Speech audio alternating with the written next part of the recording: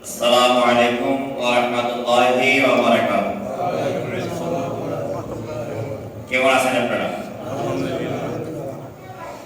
আলহামদুলিল্লাহ আলহামদুলিল্লাহ নাহমাদুহু ওয়া নাস্তাঈনুহু ওয়া নাস্তাগফিরুহ ওয়া নাউযু বিল্লাহি মিন শুরুরি আনফুসিনা ওয়া মিন সাইয়্যাতি আ'মালিনা। من يهده الله فلا مضل له ومن يضلل فلا هادي له ونشهد أن لا إله إلا الله وحده لا شريك له ونشهد أن سيدنا وحبيبنا وسندنا ومولانا محمد أرسل رسوله بالحق بشيرا ونذيرا وداعيا إلى الله بإذنه وسراجا منيرا. فقد قال الله تعالى في القرآن المجيد والفرقان الحميد ويشكر أعوذ بالله من الشيطان الرجيم. بسم الله الرحمن الرحيم. سبحان الذي أسرى بعبده ليلا من المسجد الحرام إلى المسجد الأقصى الذي باركنا حوله لنريه من آياتنا إنه هو السميع البصير. وقال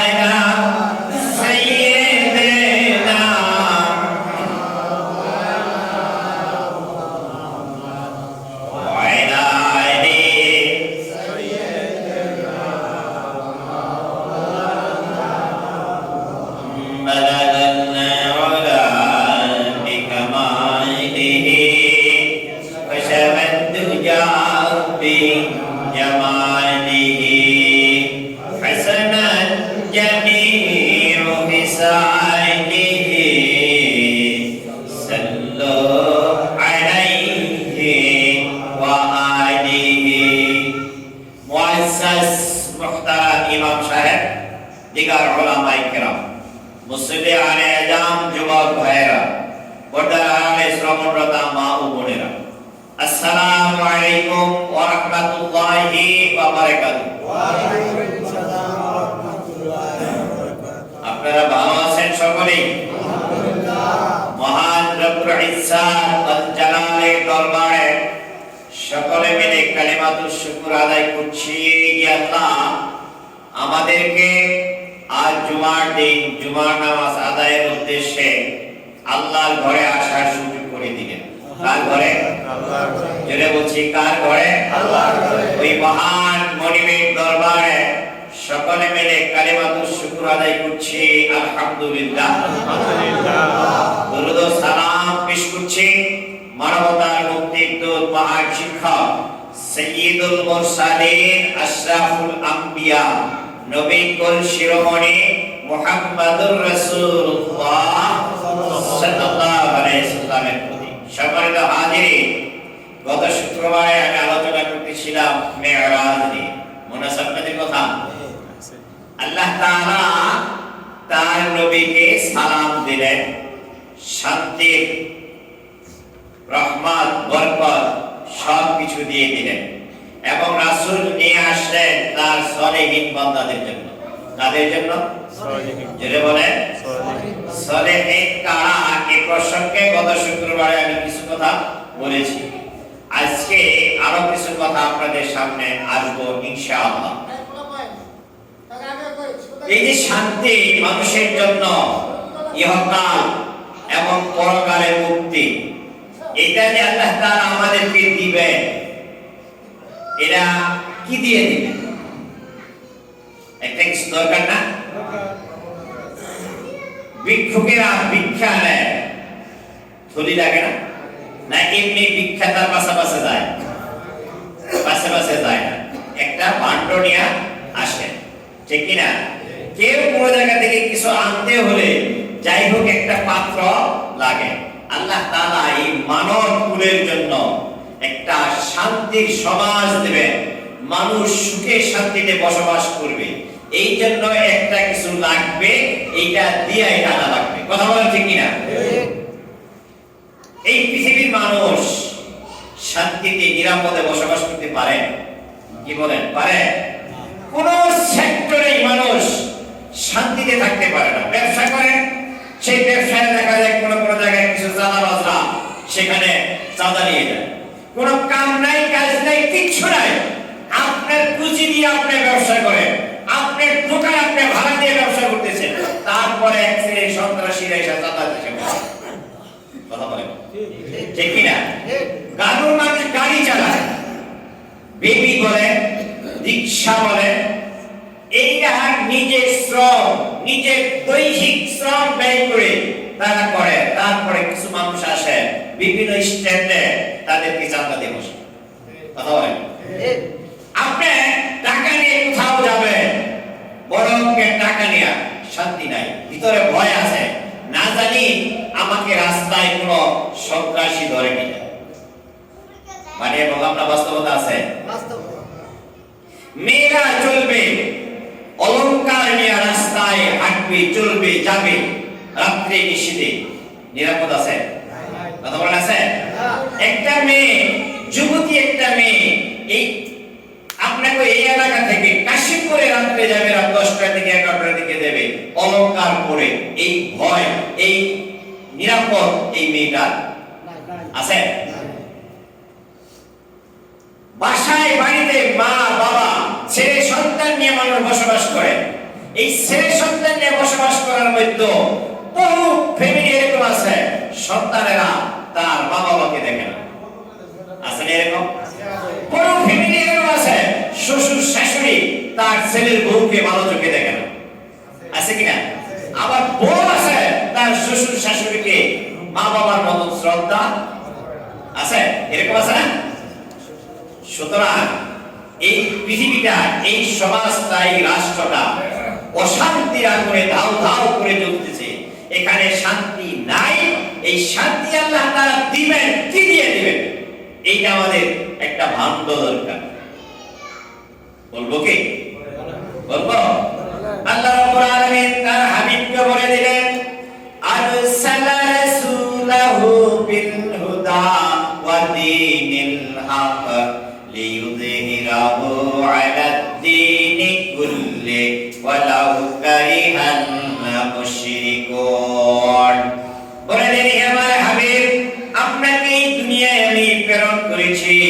সত্য ন্যায় নিষ্ঠ একটা জীবন ব্যবস্থা নিয়ে, এই জীবন ব্যবস্থায় মানুষ যদি চলে, এই জীবন ব্যবস্থা নিয়ে মানুষ সমাজ চালায়, ব্যক্তিগত জীবন চালায়, রাষ্ট্র চালায়, তাহলে এই সমাজটা, ব্যক্তিগত জীবনটা, পারিবারিক জীবনটা, সর্বোপরি রাষ্ট্রীয় জীবনটা মানুষের একটা শান্তির রাষ্ট্র গঠিত হয়ে যাবে।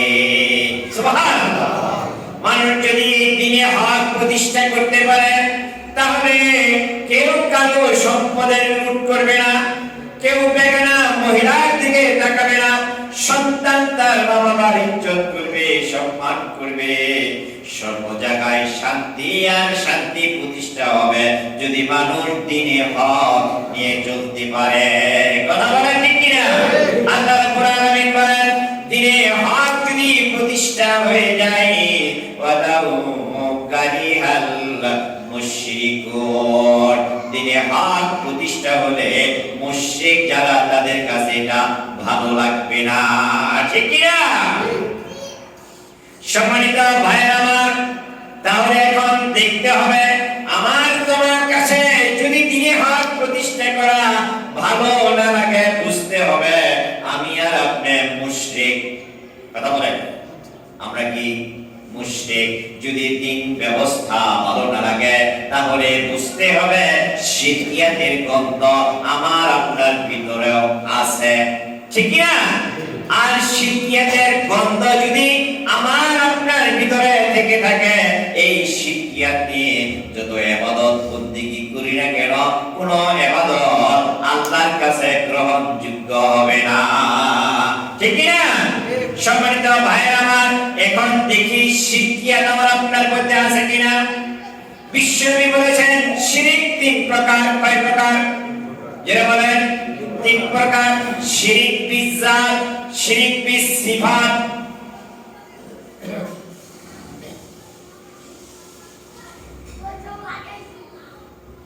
শিরক বিন নফস। কয়টা? যারা বলেন শিরক মানে কয়টা?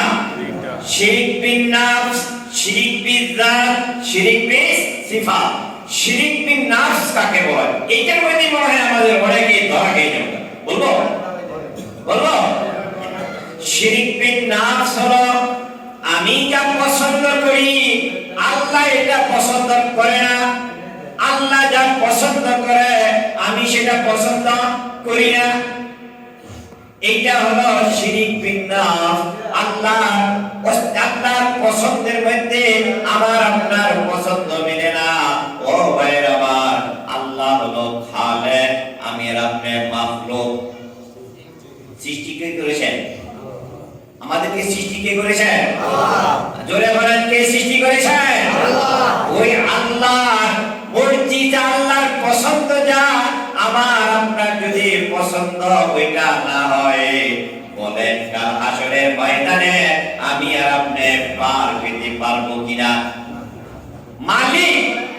মালিক যা পছন্দ করে, শ্রমিক যদি যা পছন্দ না করে, এই শ্রমিক কি মালিককে শ্রমিককে রাখবে? কথা বলে রাখবে? মালিক চায় শ্রমিক 8টা থেকে রাত 8টা পর্যন্ত ডিউটি করবে, দুপুরের সময় 1 ঘন্টা বিরতি দিবে তার টিফিনের জন্য। কিন্তু শ্রমিক 8টায় না যায়, প্রতিদিন 9:30টায় যায়, আর 8টায় বের না হয়ে প্রতিদিন সে 5টায় বের হয়ে যায়। বলেন এই মালিক শ্রমিককে রাখবে নাকি? না, রাখবে? মালিক চায় তার কারখানা একভাবে চালাতে, কিন্তু শ্রমিক তার উল্টা ভাবে চালায়। বলেন রাখবে? আল্লাহ যা চায় এইটা আমার আপনার কাছে যদি ভালো না লাগে, বুঝতে হবে আমার নফসকে আমি বড় বানালাম, আল্লাহর মর্জিকে, আল্লাহর পছন্দকে ছোট বানালাম। এটাই হলো শিরক বিন নফস। বলবো তো এটা? আল্লাহ চায় সুদ ভিত্তিক লেনদেন হারাম। সুদ ভিত্তিক লেনদেন হারাম। আর আমি আর আপনি নই, মসজিদের ইমাম সাহেব বলেন, খতিব সাহেব বলেন, আল্লাহর ওলিরা বলেন, যত যাই বলেন, এই বাংলার জমিনে সুদ ভিত্তিক লেনদেন ছাড়া সব রাষ্ট্র চলে না। বলেন না কেন? ঠিক বললাম কিনা? আমি যে টুপিটা মাথায় দিয়েছি, এই টুপির মধ্যেও সুদের গন্ধ আছে নাই? কথা বলে নাই? সুতরাং আমি চাই, আল্লাহ চাই সুদ ভিত্তিক লেনদেন চলতে পারে না। আর আমরা এমন সমাজ গঠন করে নিয়েছি যে সমাজ সুদ ছাড়া চলে না। কথা বলেন ঠিক কিনা? এবার আসি ভাই, খুব তথ্যভিত্তিক কথা বলছি ইনশাআল্লাহ, মনোযোগ সহকারে শুনবেন। খুব তথ্যভিত্তিক কথা বলছি। আল্লাহ চায় পর্দা চলবে, নারীরা পর্দা সুন্নাত না নফল? ফরজ। আমার সাথে বড় আলেম তো আপনারা পর্দা কি বলেন? বলেন আর জোরে বলেন। ফরজ নামাজ, জুমার নামাজ কয় রাকাত ফরজ? 2 রাকাত। জোরে বলেন। মাগরিবের নামাজ কয় রাকাত ফরজ? 3 রাকাত। ফজরের নামাজ কয় রাকাত ফরজ? 2 রাকাত। আসরের নামাজ কয় রাকাত ফরজ? আর আসরের নামাজ যেরকম 4 রাকাত ফরজ, ফজরের নামাজ যেরকম 2 রাকাত ফরজ, মাগরিবের নামাজ যেরকম 3 রাকাত ফরজ। ফরজ নামাজটা ছেড়ে দিলে যেমন কবিরা গুনাহ হবে, ঠিক তদ্রূপ আমার আপনার মেয়ে পরিবার যদি পর্দা না করে, আমার আপনার ওইরকম কবিরা গুনাহ হবে। ঠিক কি না? এখন এবার আসেন, আল্লাহ চাই পর্দাকে ফরজ করেছেন, আল্লাহ চাই নারীরা পর্দায় চলবে, আর আমি এটা পছন্দ করি না। বুঝতে হবে এর মধ্যে আমি শিরক বিন নাফস করলাম। ঠিক কি না? তাহলে গন্ধ কি কিছু কিছু আইতেছে না আমার আপনার মধ্যে? আসতেছে না? এক নাম্বার, একটা আমরা সুদের কায়দা নাই, আমরা সুদ ভিত্তিক লেনদেন সবার মধ্যে আছে। এটা সুদ ভিত্তিক লেনদেন সবার মধ্যে আছে। পর্দার বরখেরা প্রায় আমার দেশে 70-80 জনের মধ্যে আছে। বানিয়ে বললাম না, বাস্তবতা আছে। তারপরে আসেন দোকানের মধ্যে যারা বেচা কিনে করি, যারা কিনি সব সময় চেষ্টা করি বেশি আনার জন্য, ঠিকঠাক মতো আনার জন্য। আবার যারা দেয়, বহু দোকানদার এরকম আছে, দেওয়ার সময় কমাইয়া দেয়, আছে না নাই? আবার মাল যখন স্তূপের মধ্যে থাকে, ভালোটা উপরে দেই, খারাপটা ভিতরে ঢুকাইয়া দেই। কথা বলেন। বেগুন কিনতে গেছে, বেগুন কেনার সময় ভালো বেগুনটি উপরে, খারাপটা নিচে। ওয়াইলুল লিল মুতাফফিফিনা আল্লাযীনা ইযা তালু আলান নাসি ইস্তাওফুন ওয়া ইযা কালু আও ওয়াজানুহুম ইখসিরুন। আল্লাহু আকবার। আল্লাহ বলেন ওই সকল ব্যবসায়ীরা ধ্বংস, ওই সমস্ত ব্যবসায়ীদের জন্য আল্লাহ হোয়াইট নামক জাহান্নাম নিযুক্ত করে রেখেছে, যারা মানুষের কাছ থেকে আনার সময় ঠিকঠাক মতো আনে, আবার মানুষকে দেওয়ার সময় কমাইয়া দেয়। তাহলে এইগুলোর মধ্যেও আমার আপনার মধ্যে কিছু আছে, আছে না? শিক্ষা জাতির মেরুদণ্ড, শিক্ষা জাতির মেরুদণ্ড। এবার আসেন শিক্ষকরা, আমাদের আল্লাহ, শিক্ষকরা মানুষ গড়ার কারিগর। বর্তমান জমানায়, বর্তমান যুগে 90% শিক্ষক ক্লাসে শিক্ষায় ফাঁকি দেয়, তার আগে প্রাইভেটে শিক্ষা দেয়। বানিয়ে বললাম না, বাস্তবতা আছে? বলে তাহলে এখানে শিক্ষকরা ধরা খাওয়া, ঠিক না? খালি শ্রমিক এর ঘরে বলবে ভালো ভালো জায়গায় যান, সব জায়গায় যান। আমি একটা ব্যবসা করি, আপনারা জানেন কিনা, আমার একটা ব্যবসা আছে, গ্যাসের ব্যবসা। তো এটা বিস্ফোরক লাইসেন্স লাগে, বিস্ফোরক। তা বিস্ফোরক লাইসেন্সটা রিনিউ করার জন্য আমি আমার ম্যানেজারকে পাঠাই। ওইটা টাকা পয়সা জমা দিয়ে চলে আসছে। 3 মাস হয়ে যায়, আমার এই লাইসেন্স আমি আর পাই না। পরে আমি একদিন গেলাম, যাওয়ার পরে বড় অফিসার উনি আমাকে চিনেন। আমি বলতেছে, স্যার এমনি এমনি তো যাবে না, এটা বাসাটা কই স্যার এমনি এমনি তো এটা যাবে না। আমি যাওয়ার জন্য কি করা লাগবে? কই কিছু তেল মাসুল দেওয়া লাগবে। আমি তেল মাসুল বলতে কি বুঝেন, কি বুঝাইতে চাই? কই বুঝেন না, কিছু দেওয়া লাগবে। এখন আমি যদি না দেই, এই সমাজ ব্যবস্থা, রাষ্ট্র ব্যবস্থা এই হয়ে গেছে, আমার এই লাইসেন্স কুশ্চিত কালো আসবে। কয় টাকা দেওয়া লাগবে? কয় মানুষের কাছ থেকে তো 5,000 টাকা নেই, না 10,000 টাকা নেই, আপনি 5,000 টাকা দিয়ে। তারপর বললাম যে স্যার আমি তো চাকরি করি, প্রতিদিন আমার আসা একটু কষ্ট, আপনি আমারটা করে রেখেন, এই 4,000 টাকা আপনাকে দিয়ে দিলাম। টাকাটা পাইয়া আমাকে বলেন, প্রিন্সিপাল সাহেব নামাজ পড়ছেন? আসরের নামাজ। আমরা নামাজটা আমি করি নাই, ওই জানি এখানে মসজিদ আছে, নামাজটা পড়ে আসি। নামাজ পড়ে আসছি, দিয়েছি। টাকা কত?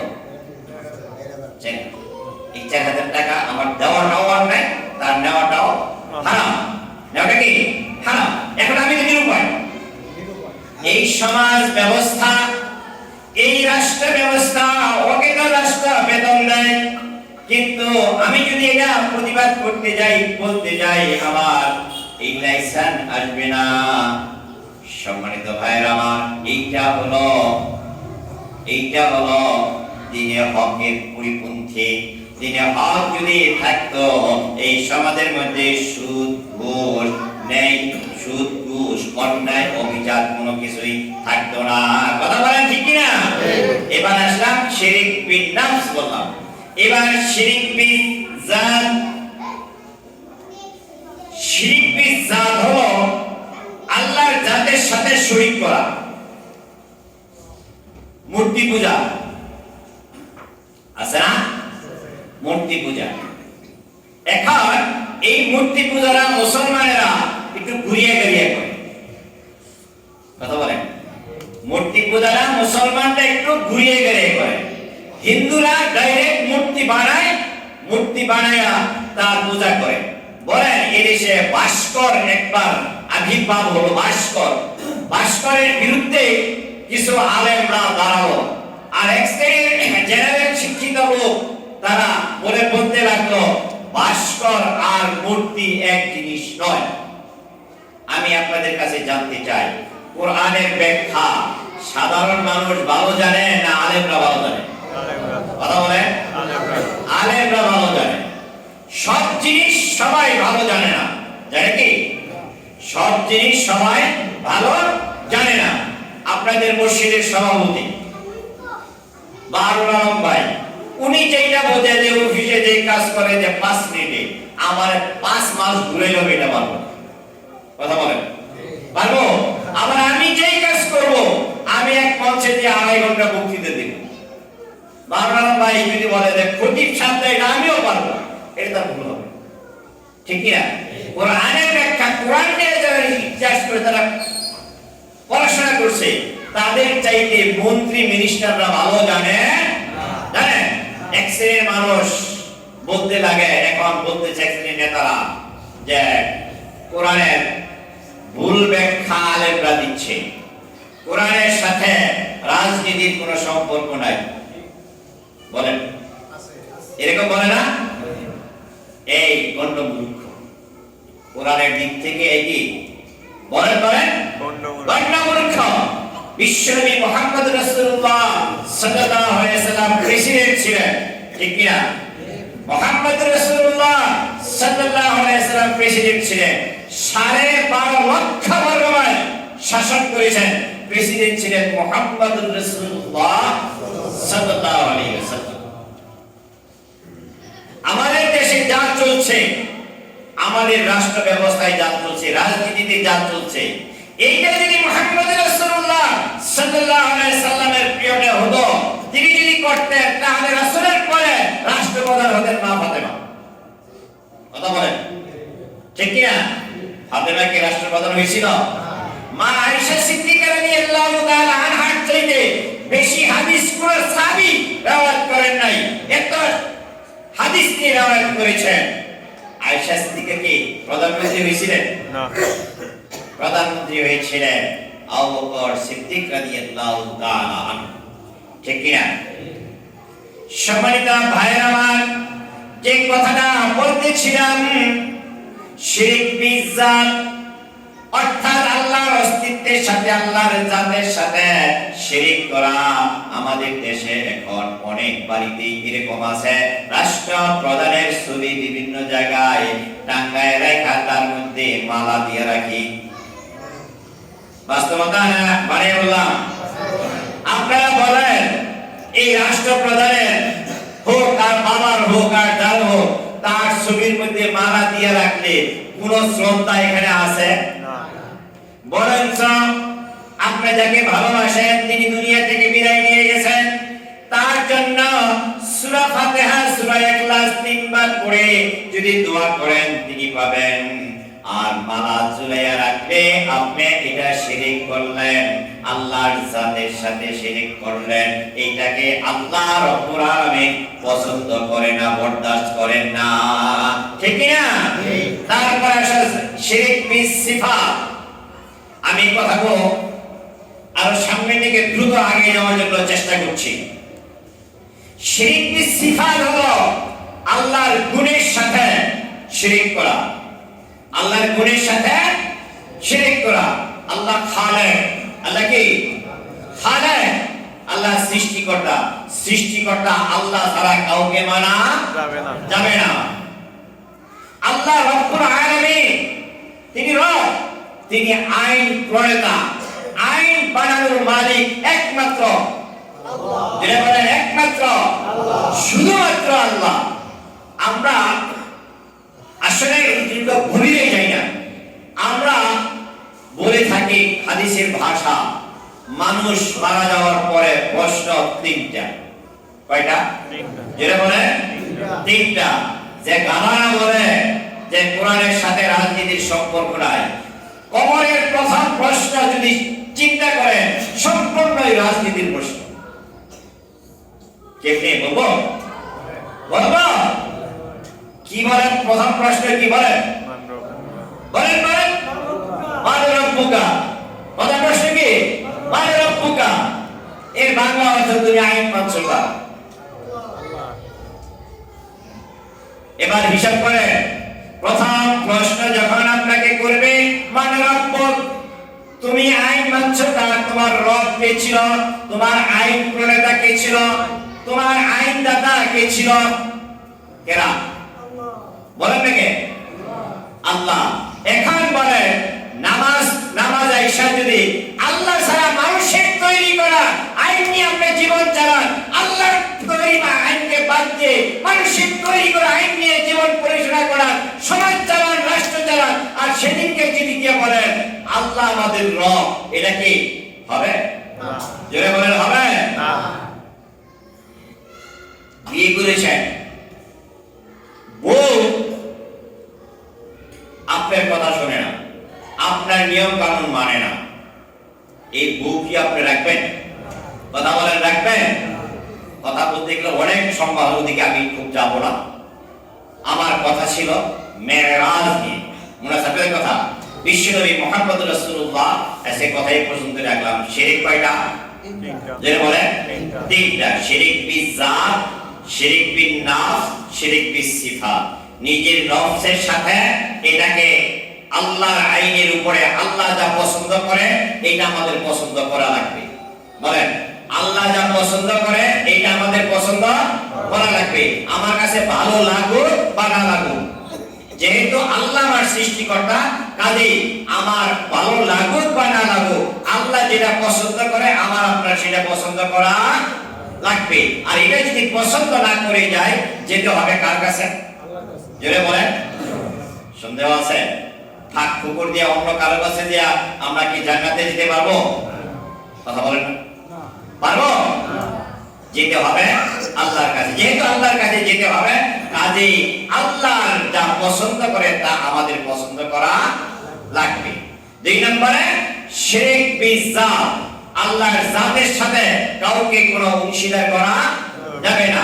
3 নম্বরে শিরক বিসিফাত, আল্লাহর যে গুণ আছে এই গুণের সাথে কাউকে কোনো শিরক করা যাবে না। বিশ্বনবীকে মুহাম্মদ রাসূলুল্লাহ সাল্লাল্লাহু আলাইহি সাল্লামকে আল্লাহ তাআলা আরশে আজিমে নিয়ে গেলেন। কিভাবে গেলেন এই কথাটা আমি গত শুক্রবারে আলোচনা করেছি। কত সময়ে গেলেন এটা একটু কথা আজকে বলা লাগবে। আল্লাহু আকবার, আল্লাহু আকবার। চন্দ্র, সূর্য, তারকা আমরা যা দেখি সব প্রথম আসমানের নিচে। কোথায়? যেটা বলেন প্রথম আসমানের নিচে। এই প্রথম আসমানে পৃথিবী থেকে, এখান থেকে প্রথম আসমানে যেতে হলে 500 বৎসরের রাস্তা। সুবহানাল্লাহ। কত বছরের? 500 বৎসর। এই 500 বৎসর আবার কেমন 500 বৎসর? আমাদের এক বৎসর হয় কত দিনে? 365 দিনে এক বৎসর।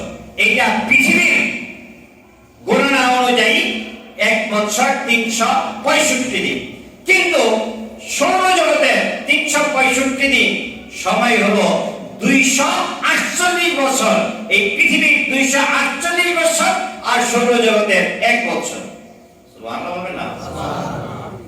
কত সময় আল্লাহ তাআলা রাসূলকে নিলেন? অল্প সময় নিয়ে গেছেন। সুবহানাল্লাহ। কিরকম? আমাদের কথা, আমরা যে আমেরিকা কথা বলি, লন্ডনে কথা বলি, আমরা কথা বললে আমেরিকাতে আমার এই বাংলাদেশে কথা আসতে 1 ঘন্টা লাগে? 2 মিনিট তাৎক্ষণিক চলে আসে, ঠিক কিনা? কথাটা তাৎক্ষণিক চলে আসে। এই কথাটা কেমনে আসে? মধ্যাকর্ষণ আর ইথা, এই দুইটা এই কথাটাকে স্পর্শ করতে পারে না। এই দুইটাকে পাইলট করে এই দুইটার ভিতর দিয়া আমার আপনার কথা সেই আমেরিকাতে, বাংলাদেশে যেমনি বাধা আসে, ঠিক তেমনি ভাবে মধ্যাকর্ষণ ইথা এই দুইটা স্পর্শ করতে পারে নাই। এইভাবে আল্লাহ তাআলা তার নবীকে আরশে মুআল্লায় নিয়ে গেছেন। সুবহানাল্লাহ। যেই সময়টা 500 বছর লাগার কথা শুধুমাত্র প্রথম আসমানে যেতে, প্রথম আসমান, দ্বিতীয় আসমান, তৃতীয় আসমান, প্রত্যেক আসমানের মধ্যে আল্লাহ রাব্বুল আলামিন 500 বছর করে সময় লাগবে। সমস্ত সময়গুলো পাইলট করে আল্লাহ তার হাবিবকে আল্লাহ আরশে আযমে তাকে নিয়ে গেছে। সুবহানাল্লাহ। এখন এবার নিয়ে যে গেলেন, তাহলে দুনিয়ার সময় সেখানে ছিলেন 26 বছর অথবা 27 বছর। কত বছর ছিলেন? যেটা বলে 26 অথবা 27 বছর। এই যে 26-27 বছর কেটে গেল, 26-27 বছরের ভিতরে পৃথিবীর সময়টা কি হলো? যিনি ড্রাইভার, যিনি গাড়ি চালান, ড্রাইভার, আপনারা বলেন গাড়ি স্টার্ট রেখে গাড়িকে থামায় রাখতে পারে না? কথা বলেন না কেন? গাড়ি স্টার্ট আছে কিন্তু গাড়ি চলে না, দাঁড়িয়ে আছে। এটা কৌশলটা ড্রাইভারের হাতে। কৌশলটা কার হাতে? ড্রাইভারের হাতে।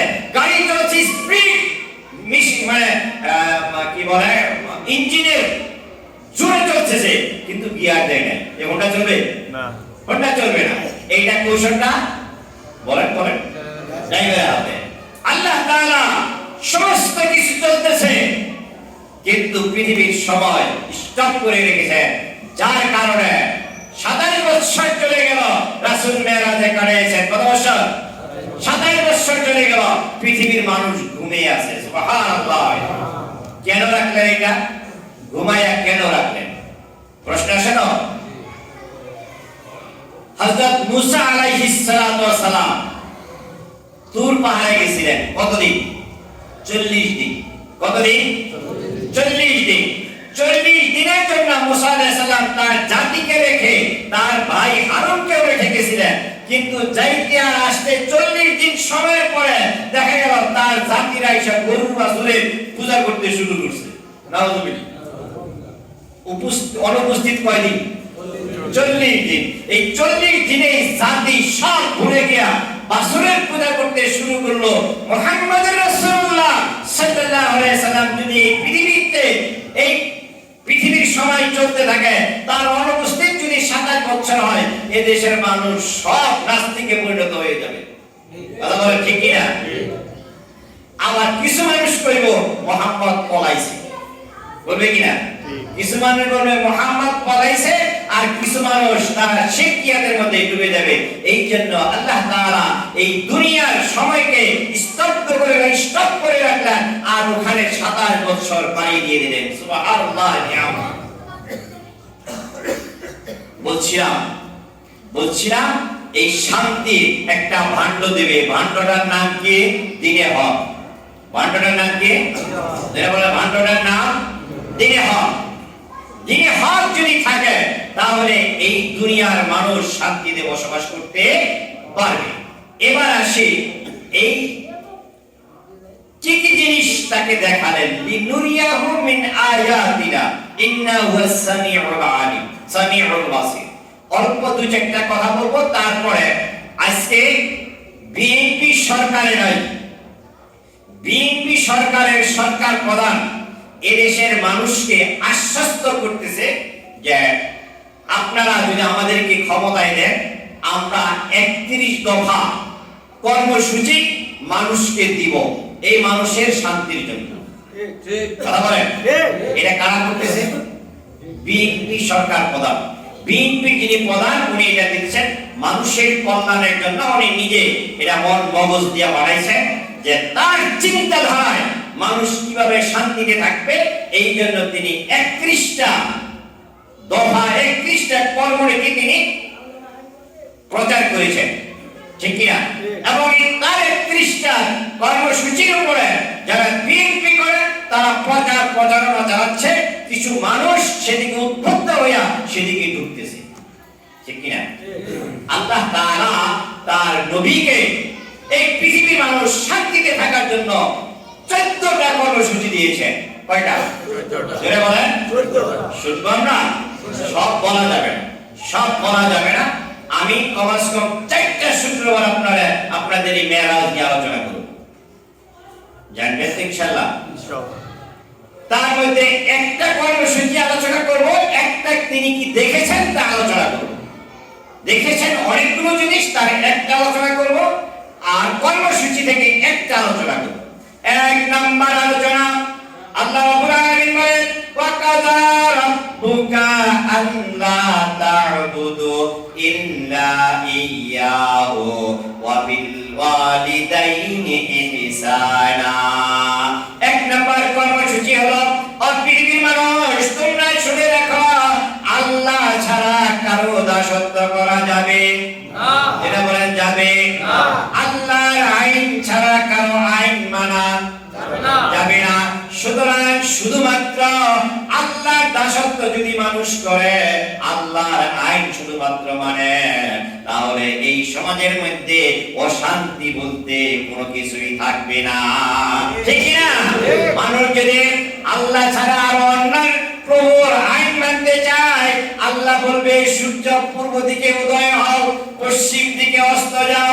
আর যদি আরেকজনের আইন মানতে চায়, সে বলবে সূর্য পশ্চিম দিকে উদয় হইয়া পূর্ব দিকে অস্ত যাক। বলেন গন্ডগোল লাগবে কিনা? বলেন লাগবে কিনা? আজকে বিএনপি 31 দফা কর্মসূচি দিয়েছে, আবার আরেক দল বলবে না 32 দফা। সুতরাং এই দফার মধ্যে কিছু সংঘর্ষ, ঠিক বলেন, লাগবে। কিন্তু আল্লাহ 14টা কর্মসূচি দিয়েছেন, মানুষ যদি সব ছেড়ে দিয়ে আল্লাহর আইন, আল্লাহর এই কর্মসূচি মানে, মানুষ শান্তিতে বসবাস করবে, ঠিক না? 1 নাম্বার। আর সামনে পাবো না, 1 নাম্বার একটাই থাকুক। এটা নিয়ে কথা আরো বলবো পরে। কি দেখলেন এটা নিয়ে একটা দেখার জন্য বলবো, সময় এসে গেছে, শেষ করবো। কথা বলবেন, একটা জিনিস মাত্র দেখলেন, বিশ্বনবী মুহাম্মদুর রাসূলুল্লাহ সাল্লাল্লাহু আলাইহি সাল্লাম দেখতে পেলেন তার সামনে খাবার রয়েছে। একদিকে খাবারগুলো বড় সুস্বাদু খাবার, এদিকে একদিকে খাবারগুলো সুস্বাদু খাবার, আঙ্গুর, বেদানা, কমলা, ভালো না খারাপ? বড় বড় রোস্ট, ভালো না খারাপ? জুস, সুন্দর সুন্দর খাবার তার ডান পাশে, কিন্তু বাম পাশেই দেখা যায় জুটার পাত্র। জুটা বোঝেন না? জুটা পাত্র, সেখানে নোংরাচ্ছন্ন দুর্গন্ধময় খাবার জিনিস, খারাপ জিনিস। এই মানুষগুলো এদিকে এদিকে ভালো করে বলছি, তথ্যভিত্তিক কথা বলবো। যে মানুষটা এই ভালো ভালো খাবারগুলো খায় না, টাচ করে না, দেখে কিন্তু খাবার খায় কোনটা? বলেন বলেন, ময়লাটা। ভাই ভাই ডিস্টার্ব করবে না, বসে। সমাজের সাথে মিলাতে হবে তো, আমাদের চরিত্র মিলাতে হবে না? দেখতে পেলে এক শ্রেণীর মানুষ ভালো ভালো খাবার, টাটকা খাবার গুলো তারা আছে, এই খাবার গুলো খায় না, কিন্তু খায় কি? বলেন, যেটা খাবার। বিশ্বনবী হযরত জিবরাইল আমিনকে জিজ্ঞেস করলেন, আ জিবরাইল, এই মানুষগুলো কারা যারা ভালো খাবারগুলো রাইখা খারাপ খাবারগুলো তারা গ্রহণ করছে? আশ্চর্য এটা। আপনারা কেউ কি করবেন না? ও মিয়া, আমরা বই যদি দেয় আমাদের, কিন্তু বই দিয়ে এক পাত্রের মধ্যে কুচি, তাহলে প্রথম কোনগুলো খাবো? বলেন না কেন? ভালোগুলো খাবো। তারপরে শেষে যদি না পাই বন্ডকে দূরে শেষ খারাপ করে, প্রথম কি ভালো লাগে? ঠিক একরকম এক ভান্ডারের মধ্যে অনেকগুলো যদি আমাকে একই রকম ফল দেয়, প্রথম পয়সা পয়সা। কিন্তু ওই মানুষগুলো ভালো খাবারটা নেয় না, নেয় কি? খারাপটা। বিশ্বনবী জিজ্ঞেস করলেন, এই বেকুফরা কারা? জিবরাইল বলেন, ইয়া রাসূলুল্লাহ, এটা আপনার উম্মতের মধ্যে ওই মানুষগুলো যারা বাড়িতে সুন্দর বৈধ স্ত্রী আছে, বৈধ স্ত্রী থাকার পরেও পরক্রিয়া করে। কথা বলেন, ঠিক আছে না নাই? এটা আছে না নাই? বাড়িতে সুন্দর বউ, সুন্দরী বউ, হালাল বউ, আপনি বউয়ের সাথে দিনে রাতে 24 ঘন্টা যখন যেখানে যেভাবে ইচ্ছা তার সাথে ভালোবাসা করতে পারেন, রোমান্স করতে পারেন, তার সাথে যা ইচ্ছা তাই করতে পারেন। বউয়ের সাথে মহব্বত বাড়বে না কমবে? জোরে বলেন, বাড়বে না কমবে? আপনি যদি বউকে বলেন, তুমি আমার জানের জান, তুমি আমার প্রাণের প্রাণ, বলেন বউ খুশি না বেজার? খুশি। জোরে বলেন, খুশি।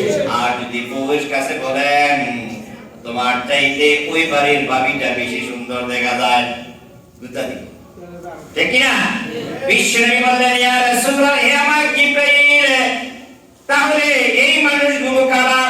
হযরত জিবরাইল আমিন বললেন, ইয়া রাসূলুল্লাহ, এই মানুষগুলো আপনার উম্মতের মধ্যে ওই মানুষগুলো যারা বাড়িতে বৈধ বউ রেখা পরনারীর সাথে প্রেম করে, মিলামেশা করে, এই মানুষগুলো ওই মানুষ কার হাসরের ময়দানে মানুষগুলোকে ভালো খাবার রাখাইয়া এই খারাপ খাবার দেওয়া হবে। নাউযুবিল্লাহ মিন যালিক। আজকের আলোচনা এখানেই শেষ করছি। দেখলেন মাত্র একটা জিনিস। কয়টা? একটা। শুধু একটা নিয়ে আপনারা আজকে চিন্তা করবেন, এক সপ্তাহ চিন্তা করবেন খতিব সাহেব কি বলে গেল। আর কর্মসূচি বললাম একটা। কর্মসূচি মানে বলছি একটা। আছে কয়টা? 14টা। আছে কয়টা? 14টা। বললাম কয়টা? একটা। আর দেখছেন বেশ অনেকগুলো, বা সংখ্যাটা মনে নেই, আমি কিতাব থেকে এনে দিয়ে আপনাকে বলবো। আর বললাম মাত্র একটা। আল্লাহ তাআলা আমাদেরকে আমল করার তৌফিক দান করেন, সকলে বলেন আমিন। শুধু আপনাদের কাছে বলবো, আমার এই আওয়াজ মাহবুব সহ যেখানে যায় সকলের কাছে আমরা আবেদন করব, আমাদের মধ্যে পরক্রিয়ার মতো যদি কিছু থাকে আজকে থেকে আমরা তওবা করে এটা বাদ দিয়ে দেব। রাজি আছি ইনশাআল্লাহ? আর আল্লাহ ছাড়া আর কারো দাসত্ব করব না। আল্লাহ রাব্বুল আলামিন আমাদেরকে আমল করার তৌফিক দান করেন, সকলে বলেন আমিন। আগামী শুক্রবারে আগে আসবেন, এই আলোচনাগুলো এখান থেকে রাখবো। ওয়া মা আলাইনা ইল্লাল বালাগ। আসসালামু আলাইকুম ওয়া রাহমাতুল্লাহি ওয়া বারাকাতুহু।